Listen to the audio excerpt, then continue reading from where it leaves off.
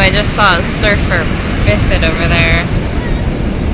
He got lost in the water.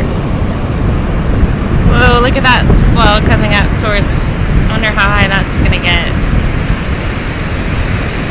It's not too bad.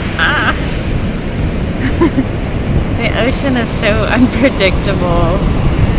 Like, wait a minute, it could be like a low swell. The next thing you know, it could almost be at the top of the bottom of that pier.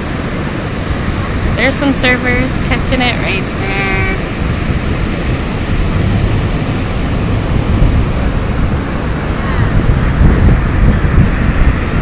This is like probably a really good place to learn how to surf. It is? Yeah, like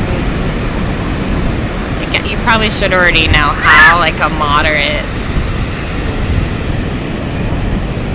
Doesn't look like there's any boulders or anything out there. As long as you don't get too close to the pier, get shoved up against the pier.